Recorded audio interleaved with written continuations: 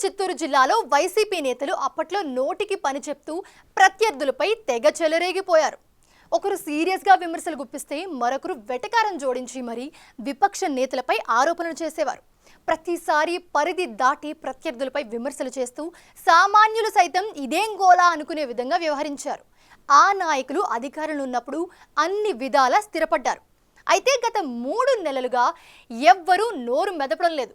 అప్పుడంతా హడావిడి చేసిన బ్యాచ్ ఇప్పుడు ఎందుకంత సైలెంట్ అయింది?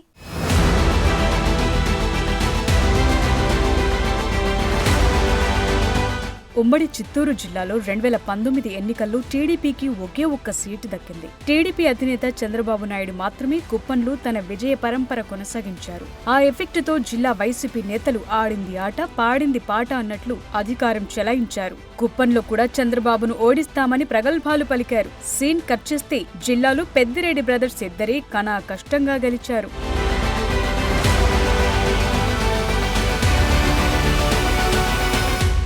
గత 5 ఏళ్లలో అయిన దానికి కయ్యానికి కాలు దువ్విన నేతలందరూ ఓటమి తరువాత సైలెంట్ అయిపోయారు. అప్పట్లో వైసీపీ నేతల వెంట నడిచిన క్యాడర్ అంతా ఆ పరిస్థితిని జీర్ణించుకోలేకపోతోంది. అధికారం ఉన్న నాళ్లు ఎంజాయ్ చేసి ఇప్పుడు తమను గాలి కొదిలేశారని వైసీపీ శ్రేణులు నాయకులపై మండిపడుతున్నాయి. పాత కేసులు తిరగదోడుతుండడంతో పార్టీ వారు ఇబ్బందులు పడుతున్నా మాజీలంతా తమకెందుకులే అన్నట్లు వ్యవహరిస్తుండడంతో క్యాడర్ ఆగ్రహం కట్టలు తెంచుకుంటోంది. దాంతో సోషల్ మీడియాలో తమ నేతల్ని వారు టార్గెట్ చేస్తుండటం ఇప్పుడు జిల్లాలో హాట్ టాపిక్ గా మారింది.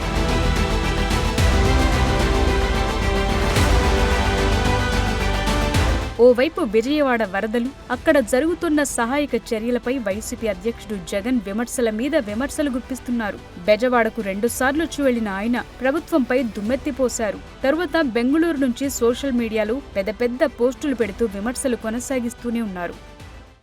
ఈ రోజు ఈ ఫ్లడ్స్ ఏదైతే కనిపిస్తా ఉన్నాయో ఇవి స్వయంగా మ్యాన్ మేడ్ ఫ్లడ్స్. ఇది మ్యాన్ మేడ్ ఫ్లడ్స్ అంటే దాని అర్థం ఏమిటి అని అంటే ప్రభుత్వం స్పందించాల్సిన రీతిలో స్పందించకపోవడంతో ఈ రకంగా అన్యాయమైన పరిస్థితి నెలకొని ఉంది. ఆలోచన చేయమని అడుగుతా ఉన్నా. ఇంతకు ముందు కూడా వరదలు వచ్చాయి, ఇంతకు ముందు కూడా ఫ్లడ్స్ వచ్చాయి. ఇప్పుడు పడిన వర్షం కన్నా ఇంకా ఎక్కువ వర్షాలు కూడా పడ్డాయి. కానీ ఏ రోజు కూడా మనుషులు చనిపోయిన పరిస్థితులు ఏ రోజు రాలా. జిల్లాలోని జగన్ పరివారం మాత్రం అసలు దేనిపైనా నోరు మెదపటం లేదు. అధ్యక్షుడు చూసుకుంటారు, మాకెందుకులే అన్నట్లు వ్యవహరిస్తున్నారు. వరదలు గత 60 ఏళ్లలో ఎన్నడూ లేని విధంగా ముంచెత్తటంతో విజయవాడలోని కొన్ని ప్రాంతాలు నీట మునిగాయి. సమగ్ర సమాచారం లేకుండా అక్కడకు వెళ్లిన మాజీ ముఖ్యమంత్రి బుడమేరు వరదపై అవగాహన లేకుండా మాట్లాడి అబాసుపాలయ్యారు. బుడమేరు నుంచి వస్తా ఉన్న వరదలను కూడా ఇక్కడనే పంపించే కార్యక్రమమే చేశారు. శనివారం రాత్రి ఒక అలర్ట్ లేకుండా, ఒక సిగ్నల్ లేకుండా నీళ్లు బుడమేరు నుంచి గేట్లు ఎత్తేశారు. ఎంత దారుణమైన పరిస్థితి అనంటే వలగలేరు హెడ్ రెగ్యులేటర్కు సంబంధించిన లాకులను 11 లాకులను శనివారం రాత్రి అర్ధరాత్రి దాటిన తర్వాత ఎత్తారు. అలర్ట్ లేదు. ఇక్కడ ఈ ప్రాంతంలో ఉన్న ప్రజలకు కనీసం చెప్పడం లేదు. ఎత్తేసినారు. ఎందుకు ఎత్తినారు? చంద్రబాబు నాయుడు గారు ఉన్న ఇల్లు, కరకట్టు మీద ఉన్న ఇళ్లకు ఆ ఇంటికి సంబంధించిన ఆ నీళ్లు పోకుండా రక్షించుకునే దానికోసం విజయవాడలోని ఈ ప్రాంతాన్నంతా కూడా నీటిమయం చేశారు చంద్రబాబు నాయుడు గారు. నేను అడుగుతా ఉన్న ప్రతి ప్రశ్న కూడా లాజికల్ గా అడుగుతా ఉన్నాను. ఎవరైనా కానీ సమాధానం చెప్పాలనుకుంటే మొట్టమొదటిగా ప్రజలకు క్షమాపణ చెప్పి ఆ తర్వాత ఈ ప్రజలకు ఏం చేయబోతున్నాము అన్న మాటలు కూడా చెప్పి ఆ తర్వాతనే సమాధానం చెప్పాలని చెప్పి చంద్రబాబు నాయుడు గారిని గట్టిగా కూడా కోరుతా ఉన్నాడు. వరద ప్రాంతాలకు అలా వచ్చి ఇలా వెళ్లిపోయిన మాజీ ముఖ్యమంత్రి వ్యాఖ్యలపై విమర్శలు వెల్లువెత్తాయి. గతంలో అధినేత చూసి రమ్మంటే కాల్చి వచ్చిన నేతలందరూ ఇప్పుడు వాటిపై స్పందించటమే మానేశారు. చంద్రబాబుపై ఎదురుదాడిలో ముందుండే జిల్లాకు చెందిన మాజీ మంత్రులు నారాయణ స్వామి, పెద్దిరెడ్డి రామచంద్రారెడ్డి, మాజీ ఎమ్మెల్యేలు పూమన కరుణాకర్ రెడ్డి, చెవిరెడ్డి భాస్కర్ రెడ్డి, బియ్యం మధుసూదన్ రెడ్డిలు అసలు రాష్ట్రంలో వరదలు వచ్చిన సంగతే తెలియనట్లు వ్యవహరిస్తున్నారు.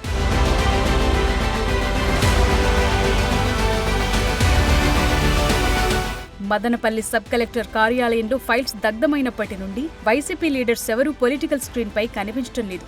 ఆఖరికి జిల్లా పార్టీకి పెద్ద దిక్కుగా పెత్తనం చేసిన మాజీ మంత్రి పెద్దిరెడ్డి సైతం మౌనవ్రతం పాటిస్తున్నారు. పెద్దిరెడ్డిపై అవినీతి ఆరోపణల తీవ్రత రోజురోజుకి తీవ్రమవుతోందని అయినా ఆయన స్పందించడం లేదు. మొన్నెప్పుడో ఆగస్టు 15న బయట కనిపించిన ఆయన తనపై వస్తున్న ఆరోపణలన్నీ అసత్యాలని, అబద్ధాలని, పరువు నష్టం దావా వేస్తానని, రాష్ట్రంలో శాంతి భద్రతలు క్షీణించాయని విమర్శించారు.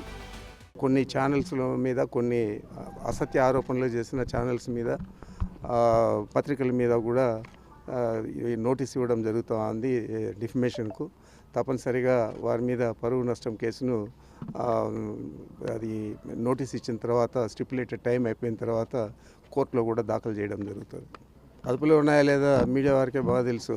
దాన్ని పొగుడుతూ ఉచ్చరించే మీడియా ఉంది, పెద్ద పెద్ద అక్షరాలతో బాగా జరుగుతూ ఉన్నాయి, చాలా బాగుంది అని చెప్పి రాసే పత్రికలు ఉన్నాయి. కానీ వాస్తవాలు రాసే వాళ్ళు కూడా ఉన్నారు. మరి మీడియాలో అందరికీ కూడా తెలుసు ఏం జరుగుతోంది ఈ రాష్ట్రంలో.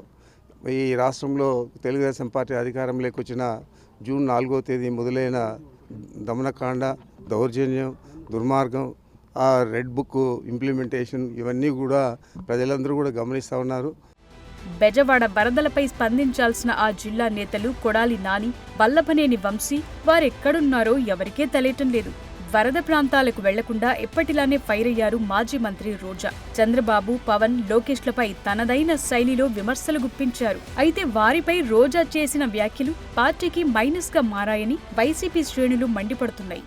చంద్రబాబు నాయుడు గారి ఇంటికి 3 కిలోమీటర్ల దూరంలోనే ఇంత పెద్ద విపత్తు జరిగినా ప్రజల్ని కాపాడలేకపోయారు అంటే ఇది రాష్ట్ర ప్రభుత్వం, రాష్ట్ర ముఖ్యమంత్రి వైఫల్యం కాదని నేను అడుగుతున్నా.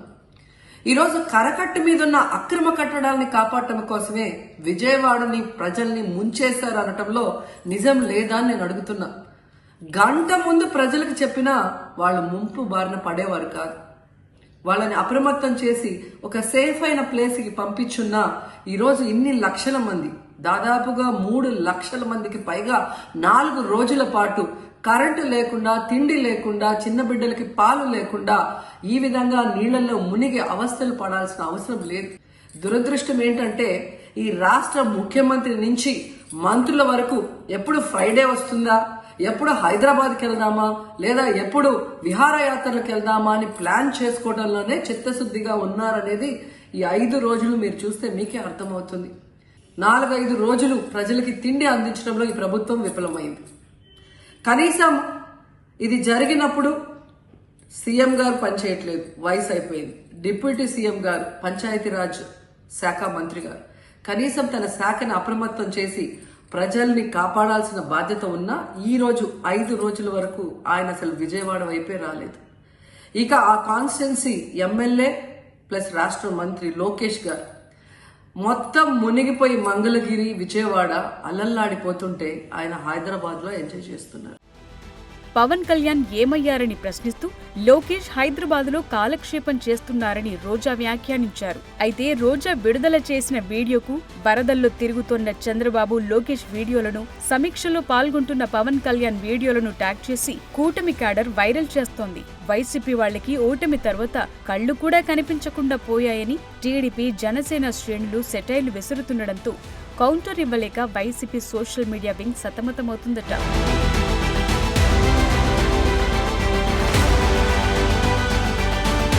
శ్రీకాళహస్తి మాజీ ఎమ్మెల్యే బియ్యపు మధుసూదన్ రెడ్డి అయితే అప్పట్లో చంద్రబాబు, లోకేష్ తో పాటు పవన్ కళ్యాణ్ పై వ్యంగ్యాస్త్రాలు విసిరేవారు, చిత్ర విచిత్రమైన పదజాలాన్ని వాడేవారు. అయితే ప్రస్తుతం ఆయన నియోజకవర్గంలో కేవలం వైఎస్ జయంతి, వర్ధంతి రోజు మాత్రమే కనిపించారు. ఎన్నికల ముందు ఆయన కోసం వాలంటీర్లు రాజీనామాలు సైతం చేసి పనిచేశారు. కనీసం ఇప్పుడు వారి గురించి కూడా ఆయన మాట్లాడటం లేదు.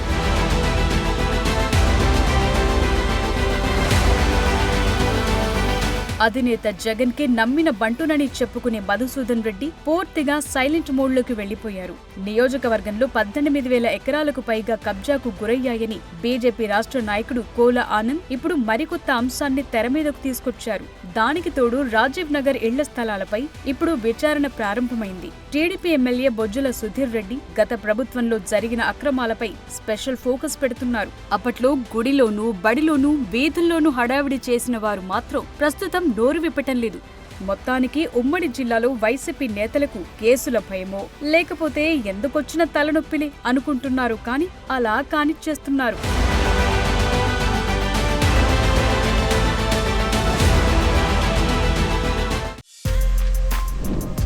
For more videos like this, subscribe Big TV channel.